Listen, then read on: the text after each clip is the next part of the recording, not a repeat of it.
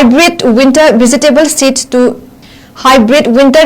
seeds to selected beneficiary farmer of 𝗬𝗓𝗡 under Mission for Integrated Development of Horticulture 2024-25 amadi Chief Minister Initiative for Livelihood Revival of Unemployment Youth and Farmer gi thauram pangthokre ngasi Bidyanagar da laiba Chestnut Development Officer CDO amadi Department of Horticulture and Soil Conservation na sinduna pangthokiba thauram maduda 𝗬𝗓𝗡 gi Deputy Commissioner Krishna Kumar IAS CAS Nut Development Officer CDO SDC 𝗙𝗓𝗓𝗓𝗓 MCS amadi Sub Divisional Agriculture Officer MD Nayinna saruk yaduna beneficiary amadi akanaba farmers singda ningthamgi mahai marong sing yenthoki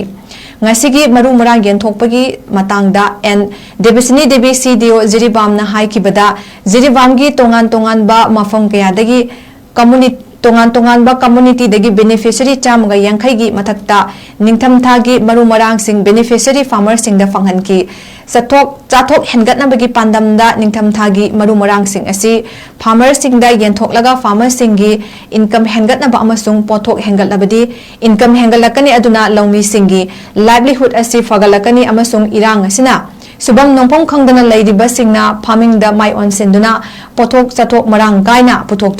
isana iromdom lepchaba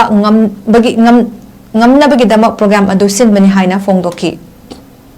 chathok hengatnabagi pandamda kuing tham thagi marang sing asi farmer sing da matam chana yenthokjaraga kugi farmer sing farming community da laiba farmer sing sigi income hengatlaga income pothok hengalabani income hengalakani automatically income hengalabani mukogi livelihood se hena fagatnaba adagi irang sida maram moiraga sugo nomba chapam khangdana ngawraga laiba sing je kugi farming sida mai onjalaga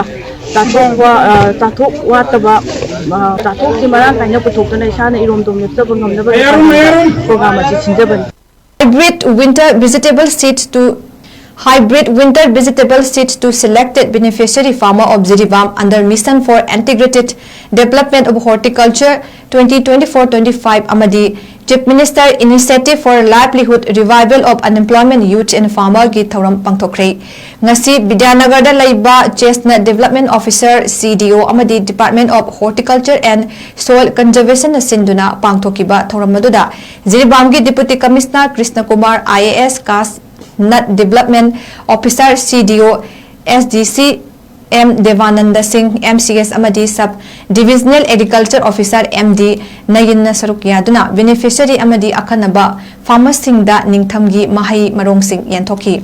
ngasigi maru marang yenthokpagi matangda and Debisini Devi CDO 𝗬𝗓𝗡 na haikibada 𝗬𝗓𝗡 gi tongan ba mafam kayadagi community tongan ba community dagi beneficiary chamga yankhai gi mathakta ningtham thagi maru marang sing beneficiary farmers sing da fanghanki chathok hengatna bagi pandamda ningtham thagi maru marang sing asi farmers sing da yenthoklaga farmers sing gi income hengatna ba amasung pothok hengatlabadi income hengalakani aduna lawmi sing gi livelihood asi fagalakani amasung irang asina subang nongpong khangdana lairiba singna farming da mai on senduna pothok chathok marang kaina puthokna isana iromdom lepchaba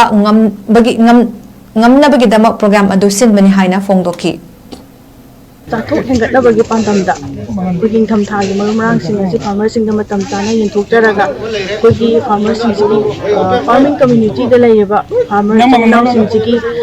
income hengatlaga income pothok hengalabani income hengalakani automatically income hengalabani mukogi livelihood se hena fagatnaba adagi irang sida maram moiraga sugo nomba chapam khangdana ngawraga laiba sing je kugi farming sida mai onjalaga chathok wataba chathok ki marang kaina puthokna isana iromdom lepchaba ngamnaba program ati chinjabani